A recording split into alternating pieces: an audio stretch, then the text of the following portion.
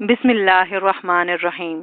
ایک جلیل القدر صحابی رسول اللہ صلی اللہ علیہ وسلم کے چچا زاد بھائی، علم دین کے بحر پیکراں، تقوی و طہارت کے پیکر، دن کو روزے دار اور رات کو عبادت گزار، بوقت سحر مغفرت کے طلبکار، خشیت الہی سے یوں زارو قطار رونے والے کی آنسوؤں کی جھڑی لگ جاتی۔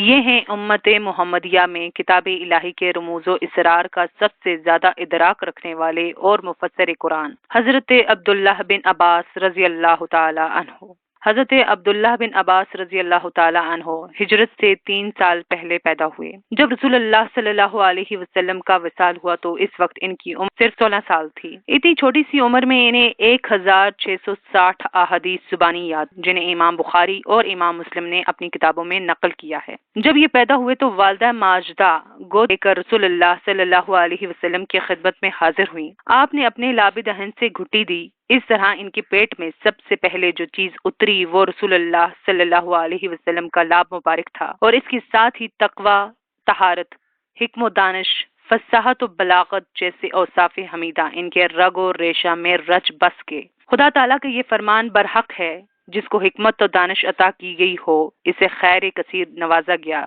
ابھی اس ہاشمی نونہال نے ہوش سنبھالا ہی تھا کہ رسول اللہ صلی اللہ علیہ وسلم کی خدمت کے لیے انہیں وقف کر دیا گیا۔ سفر میں آپ کے ساتھ رہتے، جب آپ وضو کا ارادہ کرتے تو فوری پانی لے کر خدمت اقدس میں حاضر ہوتے۔ جب آپ نماز شروع کرتے تو یہ بھی آپ کے پہلو میں ہاتھ باندھ کر کھڑے ہو جاتے۔ دوران سفر کئی مرتبہ انہیں رسول اللہ صلی اللہ علیہ وسلم کے پیچھے سواری پر بیٹھنے کا شرف حاصل ہوا۔ غرض ہر دم آپ کی خدمت کے لیے کمر بستہ رہتے۔ انہیں اللہ سبحانہ و تعالیٰ نے حساس دل، پاکیزہ ذہن اور قوی حافظہ عطا کیا تھا کہ عصر حاضر کے جدید ترین ریکارڈنگ کے آلات بھی ان کا مقابلہ نہیں کر سکتے۔ حضرت عبداللہ بن عباس رضی اللہ تعالیٰ عنہ اپنے متعلق بیان کرتے ہیں کہ ایک مرتبہ رسول اللہ صلی اللہ علیہ وسلم نے وضو کا ارادہ کیا تو میں نے فوری آپ کی خدمت میں پانی پیش کر دیا۔ آپ میری خدمت گزاری پر بہت خوش ہوئے۔ جب آپ نماز ادا کرنے کے لیے کھڑے ہوئے تو مجھے بھی اپنے ساتھ نماز پڑھنے کا اشارہ کیا۔ میں آپ کے پہلو کے بجائے پیچھے کھڑا ہو گیا۔ جب آپ نماز سے فارغ ہوئے تو ارشاد فرمایا، عبداللہ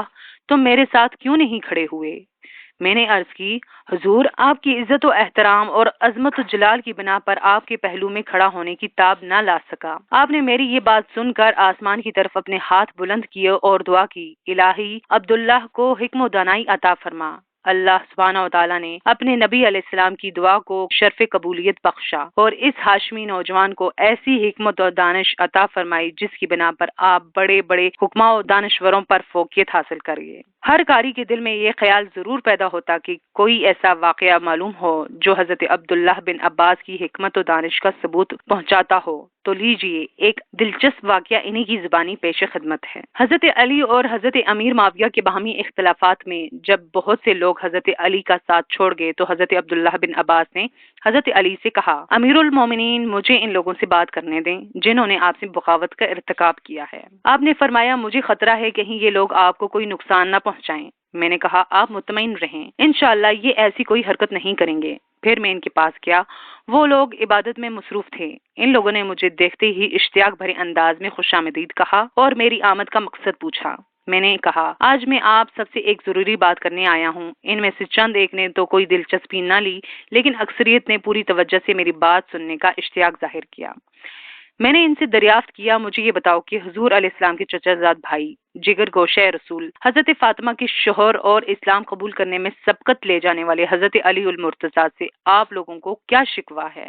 انہوں نے جواب دیا، ہمیں ان کے خلاف 3 بنیادی اعتراضات ہیں۔ پوچھا، کون کون سے؟ انہوں نے کہا، ہمارا پہلا اعتراض یہ ہے کہ حضرت علی نے اللہ کے دین میں انسانوں کو حاکم بنایا۔ ہمارا دوسرا اعتراض یہ ہے کہ انہوں نے امیر معاویہ اور حضرت عائشہ سے جنگ کی، لیکن نہ تو مال غنیمت لوٹا اور نہ انہیں قیدی بنایا۔ تیسرا اعتراض یہ ہے کہ حضرت علی نے اپنے نام سے امیر المومنین کا لقب ہٹا دیا، حالانکہ مسلمانوں نے ان کے ہاتھ پر بیعت کی اور انہیں اپنا امیر بنایا۔ فرمایا، میں نے ان کے اعتراضات سننے کے بعد ان سے کہا، اگر میں قرآن و سنت کی روشنی میں ان اعتراضات کا حل پیش کروں تو کیا تم لوگ تسلیم کرو گے؟ سب نے بیک زبان کہا، بالکل، ہم بخوشی تسلیم کریں گے۔ میں نے جواب دیتے ہوئے کہا، تمہارا پہلا اعتراض یہ ہے کہ حضرت علی نے اللہ کے دین میں انسانوں کو حاکم بنایا، کیا آپ لوگوں کی نظر سے قرآن مجید کی یہ آیت گزری ہے جس میں فرمایا گیا ہے، اے لوگو جو ایمان لائے ہو، احرام کی حالت میں شکار نہ مارو، اور اگر تم میں سے کوئی جان بوجھ کر ایسا کر گزرے تو جو جانور اس نے مارا ہو اس کی ہم پلہ ایک جانور اپنے مویشیوں میں سے نظر دینا ہوگا، جس کا فیصلہ تم میں 2 عادل آدمی کریں گے۔ میں اللہ تعالیٰ کو گواہ بنا کر تم سے پوچھتا ہوں کہ انسان کی جان و مال کی حفاظت کے لیے انسان کو حاکم بنانا زیادہ بہتر ہے یا ایک خرگوش کی جان بچانے کے لیے انسان کو حاکم بنانا بہتر ہے؟ یہ دلیل سن کر سب نے کہا، بلا شبہ بنی نوع انسان کی اصلاح و جان و مال کی حفاظت کے لیے کسی انسان کو حاکم مقرر کرنا ضروری ہے۔ آپ نے پوچھا، اس دلیل کے تناظر میں کیا تم اپنے پہلے اعتراض سے دستبردار ہونے کے لیے تیار ہو؟ سب نے کہا، بالکل، ہمارا پہلا اعتراض ختم، ہم اجتماعی طور پر اس سے دستبرداری کا اعلان کرتے ہیں۔ تمہارا دوسرا اعتراض یہ ہے کہ حضرت علی نے امیر معاویہ اور حضرت عائشہ سے جنگ کی لیکن نہ مال غنیمت لوٹا نہ انہیں قیدی بنایا۔ مجھے یہ تو بتاؤ کہ تم اپنی ماں حضرت عائشہ رضی اللہ تعالیٰ عنہا کو قیدی بنانا پسند کرو گے؟ اگر تم ہاں میں جواب دو گے تو کفر کے مرتکب ہوگے، اگر حضرت عائشہ کے ماں ہونے کا انکار کرو گے تو پھر بھی کفر کے مرتکب ہوگے، کیونکہ اللہ تعالیٰ کے ارشاد ہے، بلا شبہ نبی تو اہل ایمان کے لیے ان کی اپنی ذات پر مقدم ہے اور نبی کی بیویاں ان کی مائیں ہیں۔ اب تم اپنے لیے جو چاہو پسند کر لو۔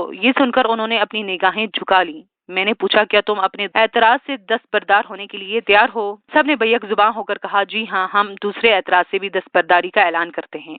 میں نے کہا، رہا تمہارا یہ اعتراض کہ حضرت علی نے اپنے نام سے پہلے امیر المومنین کا لقب مٹا دیا ہے۔ آپ لوگوں کو یاد ہوگا کہ صلح حدیبیہ میں جب صلح نامہ تیار ہو گیا تو آپ صلی اللہ علیہ وسلم نے فرمایا کہ نیچے یہ لکھ دیا جائے کہ اس دستاویز پر محمد رسول اللہ نے اتفاق کا اظہار کیا۔ مشرکین نے کہا، اگر ہم آپ کو اللہ کا رسول تسلیم کرتے تو آج بیت اللہ میں داخلے سے نہ روکتے۔ یہی تو آپ سے ہمارا بنیادی اختلاف ہے، آپ اپنا نام محمد بن عبداللہ لکھیں۔ آپ نے مشرکین کا مطالبہ مانتے ہوئے یہ ارشاد فرمایا، بخدا میں اللہ کا رسول ہوں، تمہارے ماننے یا نہ ماننے سے کوئی فرق نہیں پڑتا، اور اپنے ہاتھ سے رسول اللہ کے الفاظ مٹا دیے۔ یہ واقعہ نقل کرنے کے بعد میں نے حاضرین سے پوچھا، مجھے آپ یہ بتائیے کہ جب نبی کریم صلی اللہ علیہ وسلم نے صلح حدیبیہ کے موقع پر اپنے ہاتھ سے رسول اللہ کے الفاظ مٹا دیے تھے تو اگر حضرت علی نے اپنے نام سے امیر المومنین کا لقب ہٹا دیا تو شرن کیا مذائقہ ہے؟ یہ دلیل سن کر سب حاضرین نے تسلیم و رضا سے اپنے سر جھکا لیے۔ میں نے یہ منظر دیکھ کر کہا، معلوم ہوتا ہے کہ آپ لوگ اس اعتراض سے بھی دستبردار ہو چکے ہیں۔ سب نے بیک زباں ہو کر کہا، ہاں، ہم اس اعتراض سے بھی دستبرداری کا اعلان کرتے ہیں۔ حضرت عبداللہ بن عباس کی یہ ملاقات حضرت علی رضی اللہ تعالیٰ عنہ کے حق میں نہایت ہی مفید ثابت ہوئی۔ آپ کی مدلل گفتگو سے متاثر ہو کر 20,000 افراد دوبارہ حضرت علی رضی اللہ تعالیٰ عنہ کی فوج میں شامل ہو گئے۔